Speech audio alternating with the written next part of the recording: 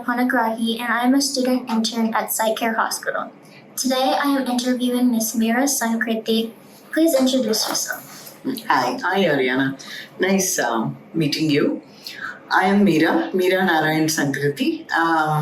I worked as a Director of Learning and Development for Pan India for all the learning issues in Honeywell International. Then I'm retired right now, but I have a lot of hobbies. For example, I design jewelry because it's been there for a long time. And then I like to travel, so I keep myself busy with the things that I like, gardening, etc. Okay. That's very interesting. Can we talk about your cancer journey? So when were you diagnosed and how did you find out you had cancer? Certainly. I was in the US visiting my daughter. Then I came back in the month of April 2019. And I got to know that my younger sister, Asha, she was diagnosed with stage 3 breast cancer. So I was a little bit devastated. And I came to meet Dr. Poovamma. And then she told me that my sister didn't know. But it's treatable and I don't have to worry. But then she says, can you, while you're here, get a mammogram done? I said, all right, it was just a routine thing. When I got it done, the girl who was doing the mammogram told me that there is a 0.01 centimeter of growing in my breast. I was a little, shocked, but then I said, okay. Then Dr. Poovamma did biopsy, and she found out that I need to have a surgery. But I was at the district level in the Inner Wheel Club of Bangalore Orchards because I'm very much interested in Rotary and Inner Wheel, and we do a lot of service to the society. Dr. Poovamma said, it's okay, you can still go ahead with it. But then, after surgery, take some rest. And okay, I agreed and then had my surgery, took the lumps out. And then while doing the surgery also, she found some more during, and then she had to take them out, some lymph nodes, things like that. After that my question was for myself. I believe in Lord Ganesha, so I went and asked, what is it that you're teaching me? I'm in the learning and development. So am I learning anything from this? So I need to forgive somebody? Am I angry? What? Because I believe in metaphysical, things. So then I said, for me, my father always said, don't fear. Whatever happens, happens. You think, what do I do next? That's always in my mind. So I said, okay, let me get treated. But then I was worried about the chemo. I said, I don't want chemo because I knew I was going to lose all my hair. I had a lot of thick hair up to here. Yeah. But then they said, no, it's just a thing. You need to have at least 4. So from 6, they came down to 4 and I had 4 chemos. The worst part was the first chemo, after maybe 10 days or so, my hair started coming down and I could just hold it and it would come off. But I didn't panic. What I did was I saved all the hair. And then I wanted to make a wig because I was going to all the functions and things like that. I didn't want to go. But that was the main thing, more than the surgery, more than the chemo. Losing hair was more painful for me. Yeah. So one of my friends suggested, there is a guy who makes wigs for the cinema stars. I went to him, gave my hair. I said, you take my measurement and make a wig. And then he did a great job. And then I used to wear that and, I could shampoo it, wear it, anything like that. So that kind of helped me. Nobody knew unless I told them I was going through treatment. Okay, I was being very normal because I didn't want to be sitting and boo-hoo cry. But the side effects were quite a bit. My daughters, I have 3 daughters. One lives in Austin, Texas, and one lives in India. One lives in, that's Bangalore. One lives in London. All of them came. They supported me through my chemo, my radiation, everything. They were there emotionally. That was the thing. My husband was not very emotionally supportive. Sorry to say that, but I guess I didn't care. So, but the side effects was I was going through. But that time, Dr. Poovamma was very helpful. She used to, guide us how you can deal with it, because every chemo there was a different side effect. In one, I would have loosies, and in another one, I would have rashes all over. In another one, I would have, very discomfort because of this. But I was able to deal with it because you have no choice. You have to deal with it, right? So I wanted to get it over with. I did a lot of meditation during that time to keep myself calm and keep myself engaged. And I tried to read good things about it. And I've been very positive. And so that worked out well for me.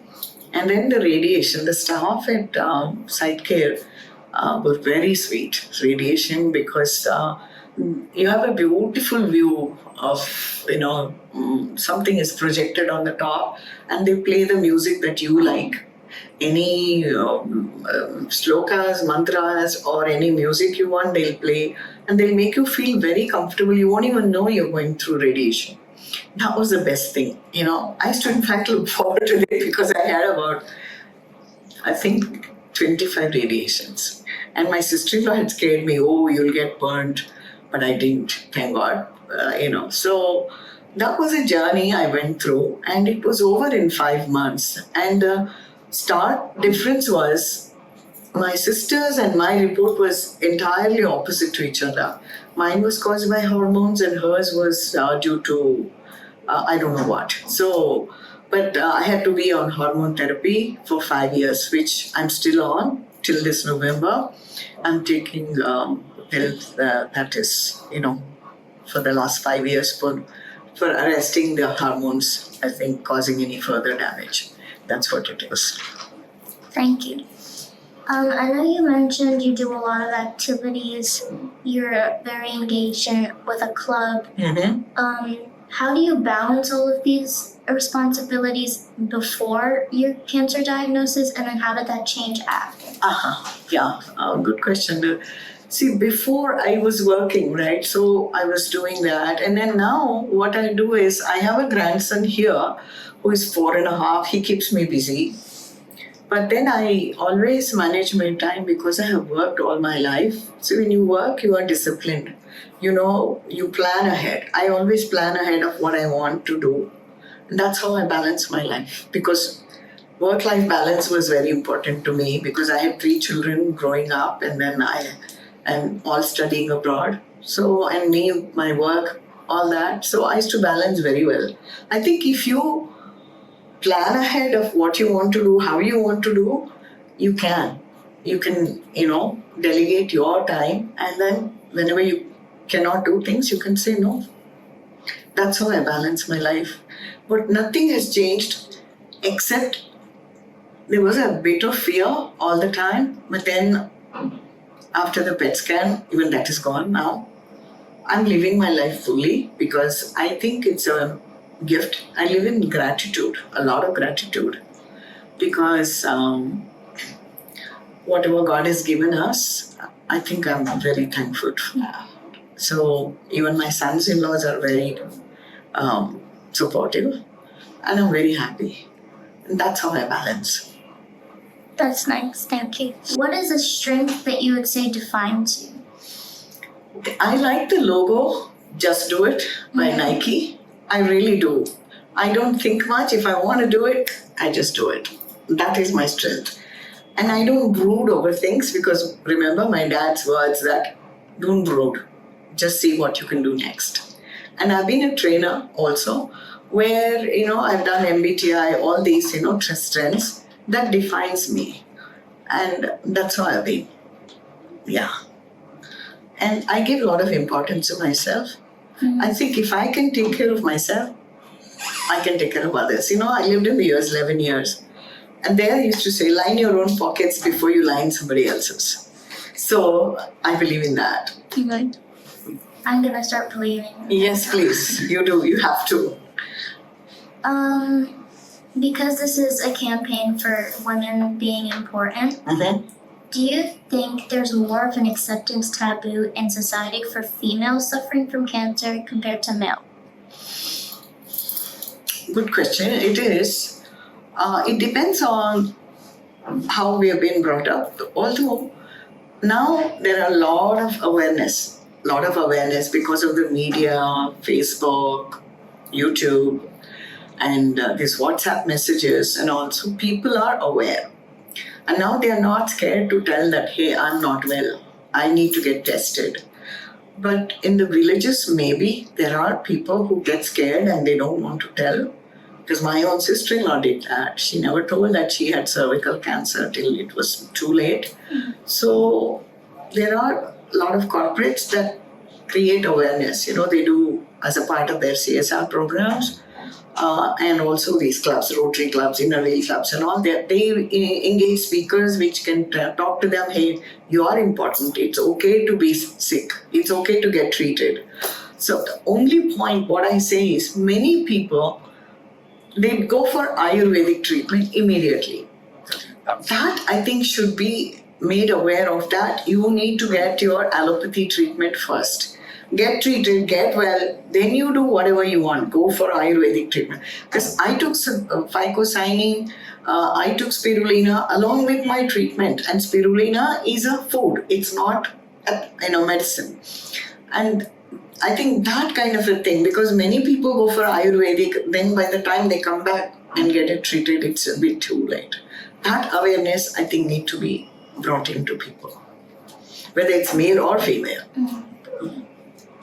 Over the years, how do you think cancer awareness has changed? A lot. Because 20 years ago, or 25 years ago maybe, I went to, it's a KIMS hospital, it's a government hospital owned by Karnataka.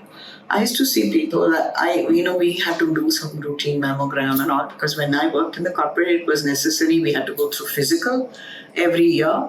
And as a part of that, but sometimes they would send us to Apollo. The first time I went to KIMS with a friend of mine who was a doctor, I saw a lot of women who were suffering and then not being very well treated by the nurses. I think that has changed now. And I think even the hospitals have changed the rules, how the nurses or the staff behave with the patients and how patients will behave with the